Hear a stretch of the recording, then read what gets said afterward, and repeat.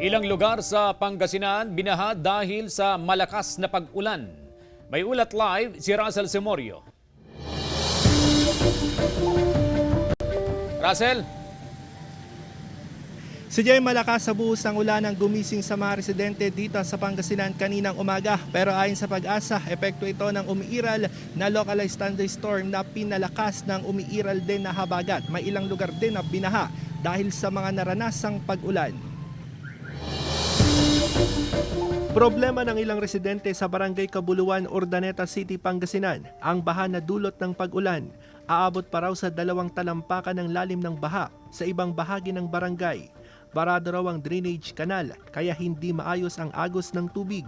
Ayon sa Pag-asa, mas lumakas ang umiiral na habagat na nagdadala ng intense thunderstorm. Yung habagat natin, medyo po nakapasok sa atin lahat, nakatotok. Kaya yun po yung localized thunderstorm natin, medyo nag-enhance. So almost buong Pangasinan ay naka-overboard nito yung hanging habagat. Kaya nagkakaroon tayo ng localized thunderstorm. Dahil sa mga nararanasang pag-ulan, pinag-iingat ang mga residenteng nakatira sa mga landslide-prone area dahil sa posibleng paglambot ng lupa. So kapag tuloy-tuloy po yung ulan, mahigit 2, mahigit na oras, yun po, posible po, napaka-malaki po ng chance na magkaroon na po ng landslide sa mga lugar na ito. May mga hazard indicators naman po ang bawat munisipyo. Sa kabila ng paglakas ng habagat, nananatili namang kalmado ang dagat. Ayon sa Pag-asa, walang nakataas na anumang gale warning sa mga seaboard na sakop ng Luzon, kaya malayang nakakapalaot ang mga mangingisda. Yun nga lang, problemado pa rin sila sa kaunting huli. 2.5 kilo lang ang nakuhang isda ni Mang Jaime sa ilang oras sa pagpalaot sa Dagupan City. Katumbas lang daw ito ng hanggang 200 piso. Kulang na kulang dahil 3 pa silang maghahati rito. Okay naman po, wala pang alon, lulusong pa kami. Para makukuha naman uli. Kasi kanina? Kanina, kukunti. Si JP, nag-iingat naman ng Health Authority ang mga residente na iwasan nga ang paglusong sa baha nang wala silang suot na proteksyon kagaya na lamang ng bota dahil uso ngayong panahon ng tag-ulan itong mga waterborne diseases katulad nga ng leptospirosis at alipunga. Dahil naman sa mga naranasang malalakas na buhos ng ulan na nagsimula pa kaninang madaling araw ay nadagdagan yung volume ng tubig sa may San Roque Dam sa bayan ng San Manuel. Nasa 34 cubic meters per second ang inflow o yung pumapasok na tubig.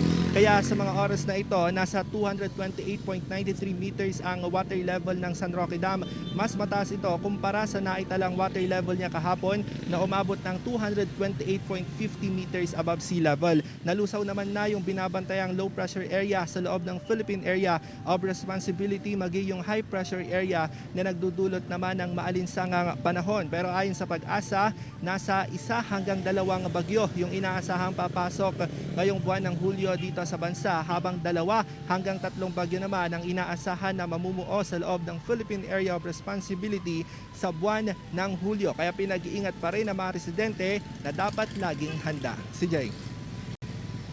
Russell, batay sa weather forecast ng Pag-asa, ano pang aasahan nating panahon sa mga susunod na araw?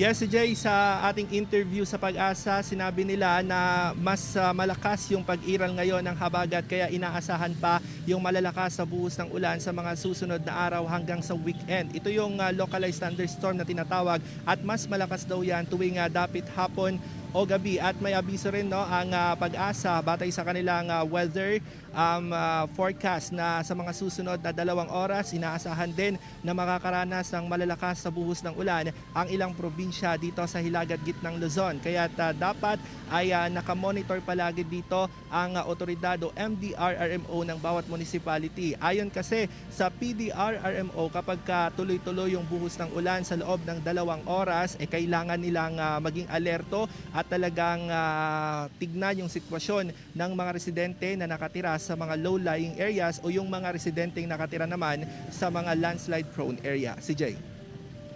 Russell, nabanggit kanina na mga na-interview mong mangingisda dyan sa bahagi ng Barangay Bunuan Gusot na kakaunti raw yung kanilang huling isda. May kinalaman ba itong nararanasang panahon, Russell? Yes, si Jay, dahil nakaranas daw kasi ng maulang panahon kaninang umaga, takot yung mga residente na lumayo mula sa Pampang para mangisda. Kaya nangisda lang sila malapit sa Pampang, kaya medyo kakaunti yung nahuli nilang isda. Pero kapag maganda raw yung panahon, walang ulan, mas makakapalaot daw sila ng mas malayo sa Pampang. Kaya inaasahan nila or expected nila kapag pumalaot sila mas malayo sa Pampang na mas marami silang mahuhuli. Pero ayon din sa ating panayam sa Bureau of Fisheries and Aquatic Resources, mas marami raw talagang isda kapag panahon ng tag-init. Si Jay. Maraming salamat, Russell Simorio.